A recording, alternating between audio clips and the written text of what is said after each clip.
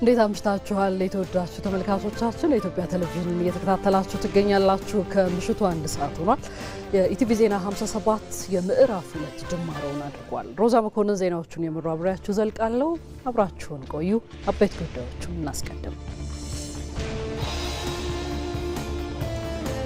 የኢትዮጵያ የባህር በር ጥያቄ የውስጥ ልዩነቶችን የሚሻገር የትውልድ ጥያቄ ነው ሲሉ የውጭ ጉዳይ ሚኒስትር ዶክተር ጌዲዮን ጢሞቴዎስ ተናገሩ።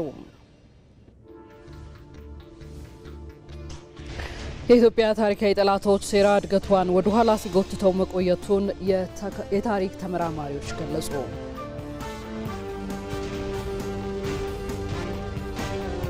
ከውጭ ከመረጥነው ጉዳይ ቻይና በታይዋን ሰርጥ አቅራቢያ የሁለተኛ ቀን ወታደራዊ ልምምድ ማድረግ መጀመሯን አስታወቀች የሚሉት የሰዓቱ አበይት ጉዳዮቻችን ናቸው።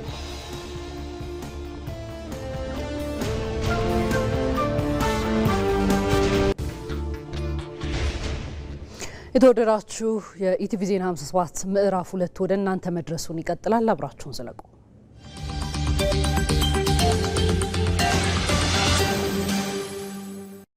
በዓለም ላይ ከ40 ሀገራት በላይ ብሔራዊ ምክክርን አድርጓል። ይህ የምክክር ሂደት አንዳንዶቹ በስኬት ሲያጠናቅቁ ሌሎቹ ደግሞ ሳይሳካላቸው ቀርቷል። ኢትዮጵያ ከሀገራት የምክክር ሂደት በብዙ ተምራለች። ይህ የሀገራት ስኬትና ውድቀት ልምድና ተሞክሮ በኢትዮጵያ ሀገራዊ የምክክር ሂደት ላይ እንዴት ተገልጿል? ኢትዮ መልህቅ ዛሬ ምሽት ከ3 ሰዓት ጀምሮ በኢትዮጵያ ቴሌቪዥንና በኢቢሲ.ስትሪም ላይ ጠብቁን።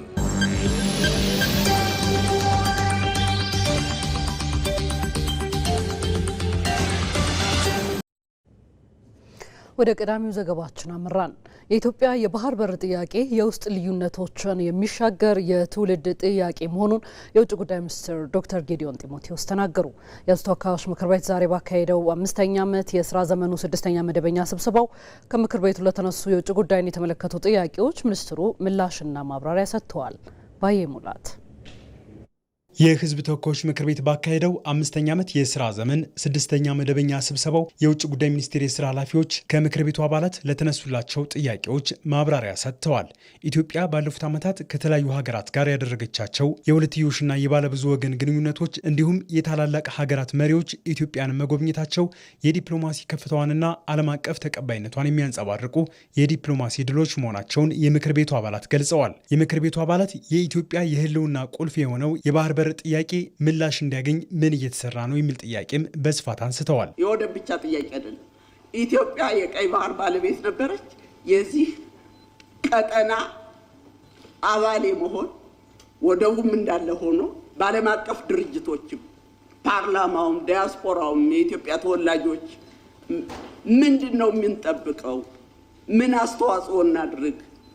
ክቡር ሚኒስትር ምን አስተዋጽኦ ነው ከኛ የምትጠብቁት? የውጭ ጉዳይ ሚኒስትሩ ዶክተር ጌዲዮን ጢሞቴዎስ በባህር በር ጥያቄ የኢትዮጵያ ፍላጎት ምንድነው የሚለውን ለዓለም ሀገራት ከማስረዳት አልፎ ጥያቄው እንዴት ይመለስ ወደሚለው ምዕራፍ ተሸጋግረናል ሲሉ ተናግረዋል። የውስጥ ልዩነትን የሚሻገር የትውልድ ጥያቄ በመሆኑ ምላሽ እስኪገኝ የሁሉም ዜጋ አስተዋጽኦ እንደሚጠበቅም ገልጸዋል። ይሄ ጉዳይ የአንድ መንግስት ጉዳይ ብቻ አይደለም ማለት ነው። ይሄ ጉዳይ የአንድ ፓርቲ ጉዳይ ብቻ አይደለም ማለት ነው። የፓርቲ መስመርን የሚሻገር በውስጥ ያሉ የፖለቲካ ልዩነቶቻችንን የሚያልፍ የሚሻገር ጉዳይ ነው።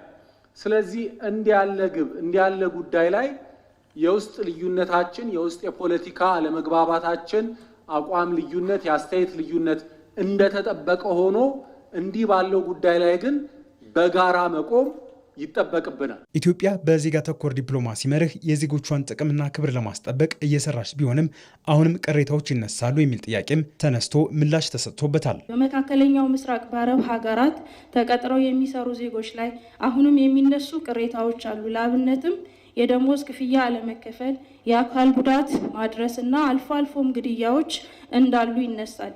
ይህን በተመለከተ ዜጎች ሰብአዊና ዲሞክራሲያዊ መብታቸው ተከብሮ እንዲሰሩ ሚኒስቴር መስሪያ ቤቱ እያደረገ ያለው ክትትል ምን ይመስላል? ማብራሪያ ቢሰጥ። አምባሳደሮቻችን እንደ አግባብነቱ ደግሞ ቆንስል ጀነራሎቻችን ይህንን ጉዳይ ትኩረት ሰጥተው በበላይነት የራሴ ጉዳይ የራሴ ኃላፊነት ብለው እንዲከታተሉ ቋሚ የሥራ መመሪያ ተሰጥቷል። በዚህ ረገድ የሚሰሩትንም ስራ በየጊዜው ሪፖርት እንዲያደርጉ ይጠበቃል፣ ይገመገማል። በተጨማሪም ብዙ ዜጎች በተሰማሩባቸው ብዙ ዜጎቻችን በሚሰሩባቸው አገራት ላይ ይሄንን ጉዳይ ብቻ የሚከታተሉ በዋነኛነት ይሄ ነው ስራዬ ብለው የሚከታተሉ ዲፕሎማቶችም ከሚስዮን መሪዎቹ በተጨማሪ ተመድበዋል። መንግስት ለዜጎቹ በሰጠው ትኩረት በማይናማርና በሳውዲ አረቢያ በአስቸጋሪ ሁኔታ የነበሩ ዜጎች ወደ ሀገራቸው ተመልሰዋል ሲሉም ተናግረዋል። የፌዴራል የውጭ ጉዳይ ሚኒስቴር ከዓለም አቀፍ ተቋማት ከሚመለከታቸው ሀገራት ጋር በመተባበር ዜጎች ወደ ሀገራቸው እንዲመለሱ ጥረት ያደርጋል። እንዲሁ ለምሳሌ ያህል ብቻ ከሳውዲ አረቢያ በተለያየ ሁኔታ አስቸጋሪ ሁኔታ ውስጥ የነበሩ 26000 በላይ ዜጎችን በ5 ወራት ውስጥ ብቻ ለማስመለስ ተችሏል። እንዲሁም በማይናማር ይገኙ የነበሩ 1300 የሚሆኑ ዜጎቻችንን በጣም በአስቸጋሪ ሁኔታ ውስጥ ይገኙ የነበሩ ዜጎችንም በጣም ብዙ ጥረት በማድረግ ለማስመለስ ተችሏል። ኢትዮጵያ ከሀገራት ጋር ያላትን ግንኙነት ለማጠናከር የህዝብ ለህዝብ ዲፕሎማሲና ዲጂታል ዲፕሎማሲ ላይ በትኩረት እየሰራች መሆኑንም የውጭ ጉዳይ ሚኒስቴሩ ዶክተር ጌዲዮን ጢሞቴዎስ አብራርተዋል። ቀጥለናል። የሲቪልና ቤተሰብ ምዝገባን ለአዲስ አበባ ከተማ አስተዳደር በውክልና እንዲመዘግብ ፈቃድ መስጠቱን የኢሚግሬሽንና ዜግነት አገልግሎት አስታወቀ። ተቋሙ አገልግሎቱን በማዘመን ረገድ ያከናወናቸው በርካታ ተግባራት መኖራቸውን በመግለጽ እነዚህ ለውጦች የዜጎችን አገልግሎት ቅልጥፍናና ጥራት ያሳደጉ መሆናቸውን አስታውቋል። ሳምሶን በላይ የሲቪል ምዝገባዎችን ለአዲስ አበባ ከተማ አስተዳደር በውክልና እንዲመዘግብ ፈቃድ መስጠቱን የኢሚግሬሽንና ዜግነት አገልግሎት አስታውቋል። ተቋሙ እየሰጠ ያለውን አገልግሎት በተቀላጠፈና ተደራሽ በሆነ መንገድ ለማከናወን ከአዲስ አበባ ከተማ አስተዳደር ባሻገር ለጤና ሚኒስቴርና ለመከላከያ ሚኒስቴር የመረጃ ሰጪነት ውክልና ሰጥቷል። ሁሉንም ክልሎችና ከተማ አስተዳደሮችን በውክልና ይህንን መመዝገብ እንዲችሉ የማስደረግ ስራ እንዲሁም ደግሞ የተለያዩ ተቋማትን የመከላከያ ሚኒስቴር፣ ጤና ተቋማትና የመሳሰሉት የስደተኞችና ስደተኞች ተመላሾችንም ጭምር የተለያዩ ተቋማትን እንደ አስፈላጊነቱ ውክልና እየሰጠ የሚሄድበት ሁኔታ አለ። ያ ማለት ኢሚግሬሽን እንደ ኢሚግሬሽን ሆኖ የሲቪልና ቤተሰብ ምዝገባውን መመዝገብ እንዲችሉ የሚያስችል ማንዴት ሼር የማድረግ በአዋጅ የተሰጠንን ፈጻሚ ለማድረግ የምንጠቀመው ሜካኒዝም ነው ማለት ነው። የኢሚግሬሽንና ዜግነት አገልግሎት ውክልናውን ከመስጠት ባሻገር ለተቋማቱ የተለያዩ ድጋፎችና ክትትል እንደሚያደርግም ገልጸዋል።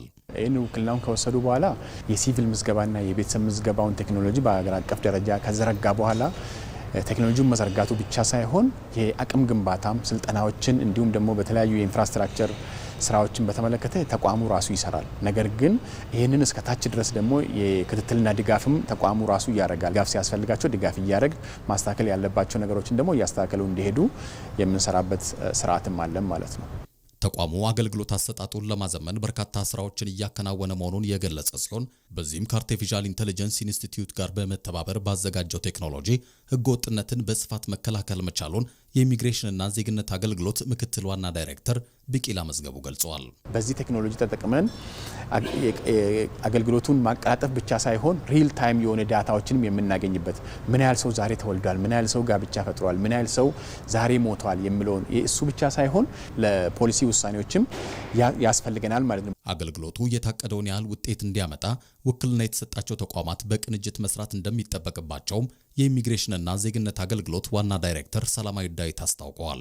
በጠንካራ የዲጂታላይዜሽን ስርዓት የተደገፈ የሲቪልና ቤተሰብ ምዝገባ ስርዓት መዘርጋት የሀገር ደህንነት ለማረጋገጥና የዜጎችን ዓለም አቀፋዊ እንቅስቃሴም ለማሳለጥ ቁልፍ ሚናን ይጫወታል።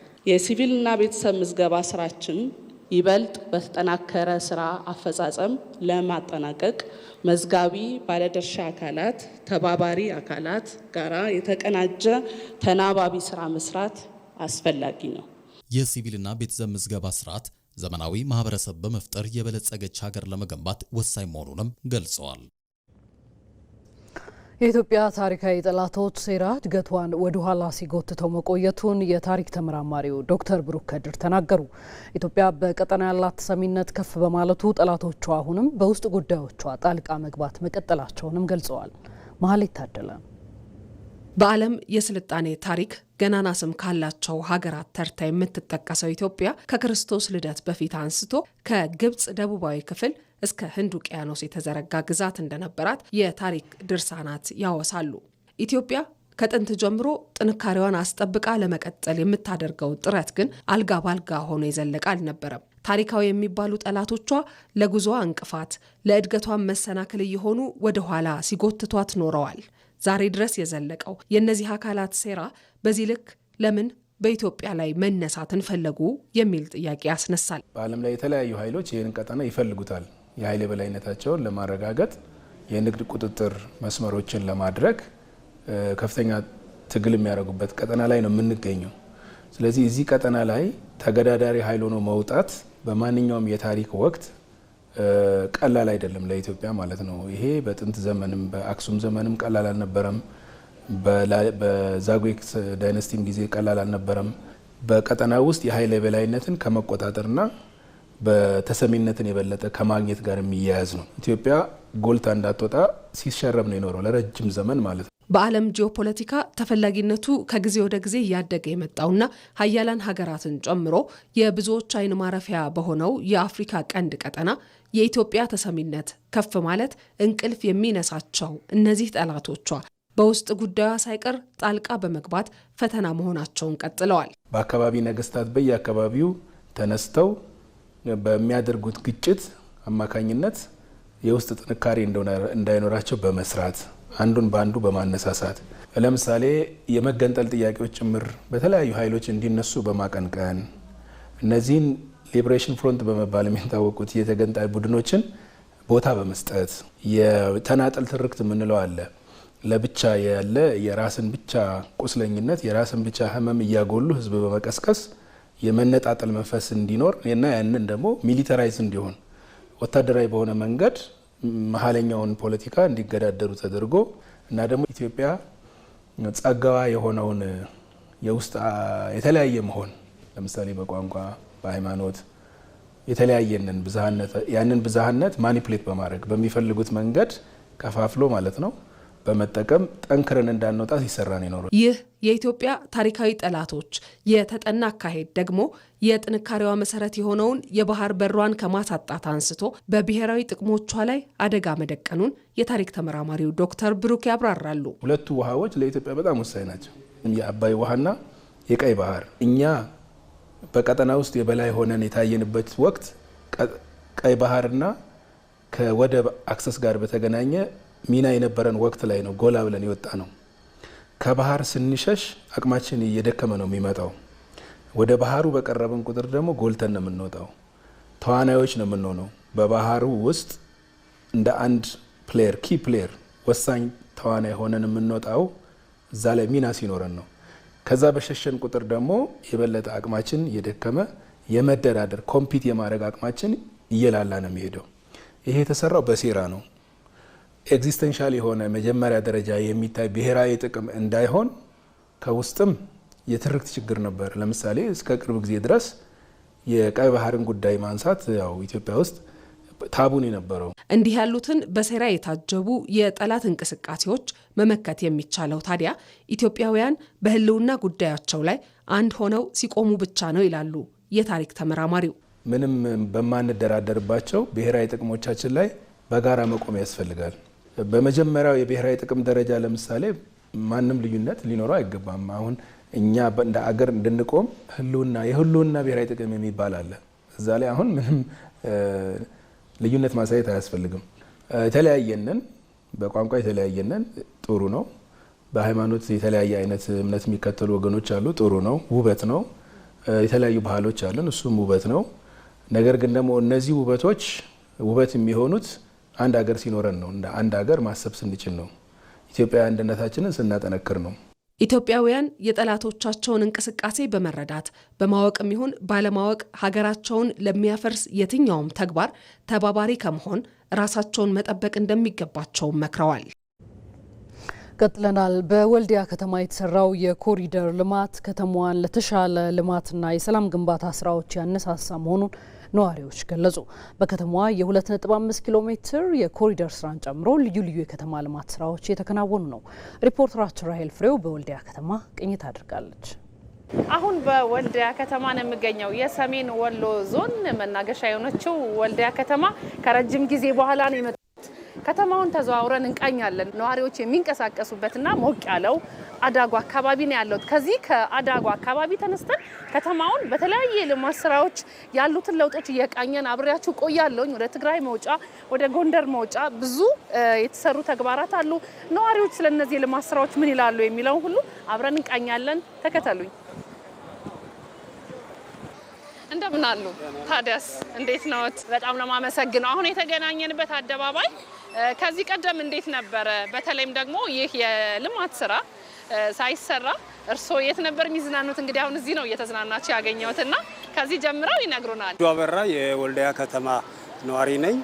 እንግዲህ ወልዲያ ከተማችን ቀደም ሲል አመሰራረቷ ረጅም ጊዜ የቆየች ብትሆንም የቆይታዋንና የእድሜዋን እርዝማኔ ያህል ያላደገች በጣም የተዳከሙ ቤቶች የነበሩባት መንገዷ እጅግ የተጣበበ ህብረተሰቡ እፎይ የሚልበት ሲደክመው የሚያርፍበት ወይም የሚዝናናበት ቦታ አልነበረም።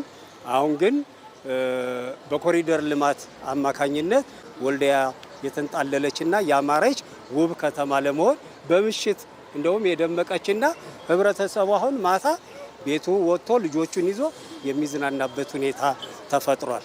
ወልዲያ ከተማ አሁን የምንገኘው ደግሞ ወደ ሙጋድ ሰፈር መሄጃ የሆነው የኮሪደር ስራ ላይ ነው።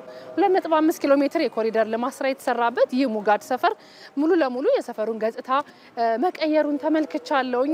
ደግሞ የከተማው ነዋሪዎች እንዲህ በየስፍራው የሚሸመቱ ነገሮችን እየተመገቡ እየተዝናኑ ከልጆቻቸው ከቤተሰቦቻቸው ጋር እዚህ አካባቢ የሚንቀሳቀሱበት ሰዓት ነው። እንደምን አለ?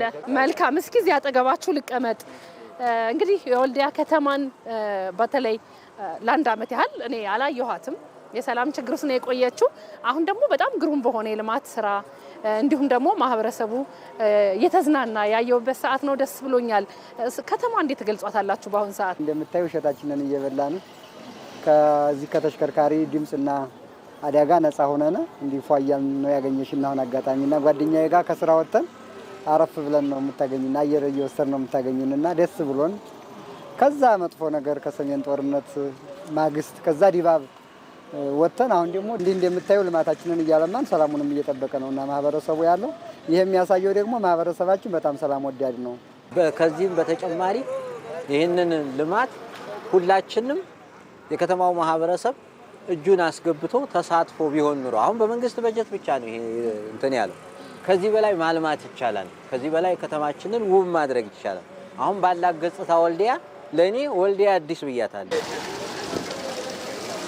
በወልዲያ ከተማ የ2.5 ኪሎ ሜትር የኮሪደር ስራን ያስቃኘናቸው። አሁን የምንገኘው ደግሞ ከአዳጉ አደባባይ ተነስተን በሙጋድ አድርገን ወደ ጎንደር መውጫ ላይ ነው የምንገኘው። ወልዲያ ከተማ እጅግ የተነቃቃ ሁኔታ ውስጥ ገብታ በተለይ ማህበረሰቡ የልማት ስራውን ከመንግስት ጋር እያቀላጠፈ መሆኑን ገልጸውልናል። እኛም ተንቀሳቅሰን እስከዚህ ሰዓት አስቃኘናችሁ። ራሄል ፍሬው ነበርኩኝ።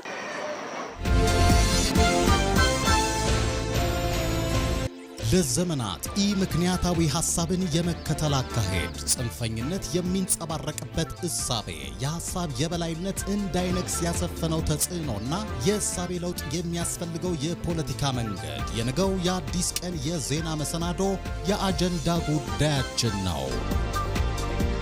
በሐሳብ ልዩነትን ከማስተናገድ ይልቅ ጽንፈኝነትን ማዕከል አድርገው የሚደረጉ እንቅስቃሴዎች ለንጹሃን ዜጎች መፈናቀልና ሞት ምክንያት እንዲሆን እያደረገ ነው። ከቅርብ ዓመታት ወዲህ በሐሳብ የበላይነት የሚያምን ትውልድ እንዲፈጠር እየተሰራ ያለው ሥራ ተጨባጭ ለውጥ ማምጣቱ እየታየ ነው። ጽንፍና ጽንፍ ይዞ ለመጠፋፋት ከመስራት ይልቅ በውይይት የኢትዮጵያ ከፍታን የሚመጥን አካሄድን መከተል እንደሚገባም እርግጥ ነው። ኢቲቪ በነገው የአዲስ ቀን መሰናዶ ይህ እንደ ሀገር ተጽዕኖ አሳድሮ የቆየው እሳቤ በመደመር መንግስት እሳቤ ከፖለቲካ ገበያ ወደ ሐሳብ ፖለቲካ የሚደረገው ሽግግር ለሀገረ መንግስት ግንባታ የሚኖረው ፋይዳ ምንድነው የሚለውን ጉዳይ አጀንዳ አድርጎ ያነሳ ቆይታ ያደርጋል። ከ1 ሰዓት እስከ 3 ሰዓት በሚኖረው ቆይታም እንግዶችን በዚህ ጉዳይ ላይ ጋብዘን ተጨማሪ ዘገባዎችን ይዘን እንጠብቃችኋለን። አዲስ ቀን። ወደ ውጭ ጉዳያችን ተሻገርን። ቻይና በታይዋን ሰርጥ አቅራቢያ የሁለተኛ ቀን ወታደራዊ ልምምድ ማድረግ መጀመሯን አስታወቀች። ቤጂንግ በዛሬው ዕለት ለሁለተኛ ቀን የቀጠለ ወታደራዊ ልምምዶችን በታይዋን ሰርጥ ዙሪያ ያደረገች ሲሆን የሮኬት ተኩሶችንና የባህር ላይ አየር ልምምዶችን አድርጋለች። የሀገሪቱ ጦር ባህር ኃይል፣ የአየር ኃይልና ሌሎችም ኃይሎች የተኩስ ልምምድን ጨምሮ ለወታደራዊ ልምምድ መሰማራታቸውን ቤጂንግ ገልጻለች።